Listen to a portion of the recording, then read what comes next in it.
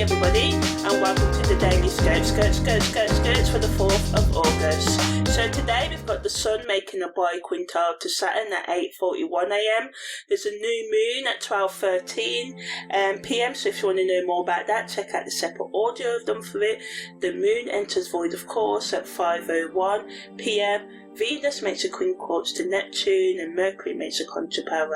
to Saturn. So I'm just going to talk about the biquintile to Saturn and the Venus's quincunx to Neptune, and if you want to know about the other things, check out the weekly scope. So Saturn's biquintile to the Sun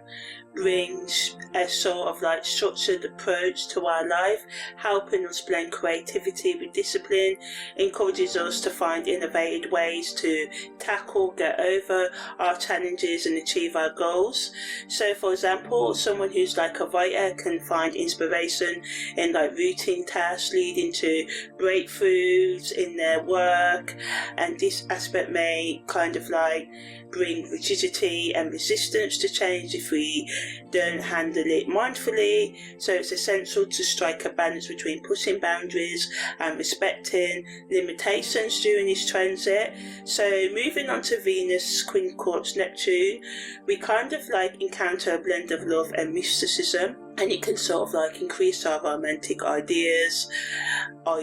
as well, you know, make us sort of like ignore red flags and want to be manipulated, and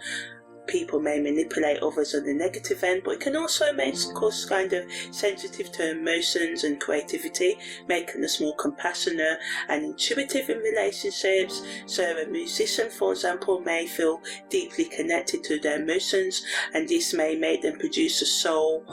staring kind of like song right now. And as I said, negatively, because this transit, this energy carries the risk of illusion and deception, blurring boundaries between reality and fantasy. So it's crucial to stay grounded and retain clarity in relationships and artistic projects, and to sort of like embrace being empathetic without losing touch with practicality, and that's the key to using this Venus quincunx Neptune energy. From an esoteric perspective, the Sun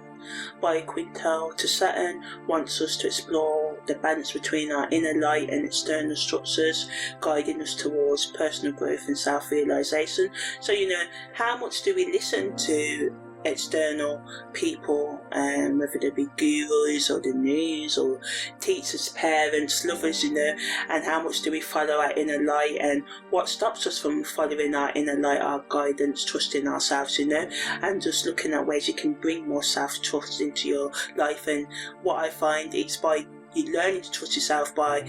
learning to work through your emotional, psychological and spiritual instability, learning to manage it, learning to forgive yourself for your past, and learning how to manage you. We spend so much time trying to manage the world and other people and learn the world and other people without first learning ourselves. And trust me, once you unlock the puzzle of yourself, you just can understand the world and other people so much more easily. Venus's quincunx to Neptune on the spiritual esoteric level wants us to, you know, work with our emotions and our subconscious mind, and to sort of like, you know, work with these energies to sort of like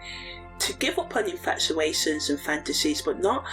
saying, oh, don't believe in things like magic and fantasy. There can be magic in real life practical things, like the magic of like loving someone for who they actually are rather than who you want them to be and stuff like that. So just thinking about what stuff, like what is an ideal relationship for you really, you know, what are your red flags, why do you ignore them? If you've got too many red flags, why do you know, there are, you know, to be quite honest, you know, a lot of people are red flags, but we all are, everyone, me included, we've all got them. So my point here is just to look at your connection with love and what it is to you, and how you can become more realistic about what you expect from other people and life in general, and how you can build more self-love and respect and understanding and forgiveness into your life without you being scared of plunging or going deep, you know, into your emotions, your psychological and spiritual needs, allowing yourself to be sensitive and using maybe creative things such as journaling, dancing, singing, jumping, I don't know, like anything that can help you